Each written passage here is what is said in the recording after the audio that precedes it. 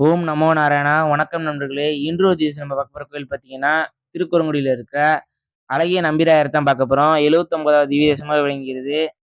இங்க மங்களாசாசனம் படிக்கணும் பார்த்தீங்கன்னா, திருமாலிசை ஆழ்வார், நம்மாழ்வார், பெரிய ஆழ்வார், திருமங்கை ஆழ்வார் என இவங்கெல்லாம் மங்களாசாசனம் பண்ணியிருக்காங்க.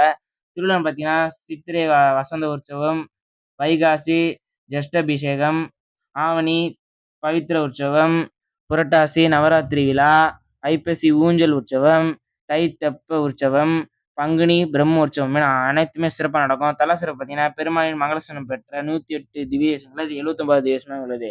அதுவும் இல்லாம எந்த கோயிலுமே இல்லாத மாரி இங்க மட்டும் கொடிமரம் விலகி இருக்கும். எவ்வளோ தனி சிறப்பு பார்த்தீங்கன்னா, இங்க பார்த்தீங்கன்னா பைரவருக்கு 2 விளக்கு இருக்கும். அதுல கீழ இருக்க விளக்கு வந்து அப்படியே ஸ்ட்ரைட்டா எரியும். அவர் பக்கத்துல ஃபேஸுக்கு நேரா அவருக்கு விளக்கு வந்து மட்டும் அந்த தீபம் வந்து ஆடிக்கிட்டே இருக்கும். ஏன்னா, அங்க பைரவர் அப்படியே உருவமா இருக்காரு. அப்படியே அவர் மூச்சு காத்து அப்படி நம்மளுக்கு படுது. அவ்வளோ அருமையா இருக்கும். கோயில்ல பார்த்தீங்கன்னா, எப்படிலாம் சிற்பம் செதுக்கியிருக்கோம் பார்த்தீங்களா? சரி அடுத்த ஒரு திவசம் சந்திக்கும்.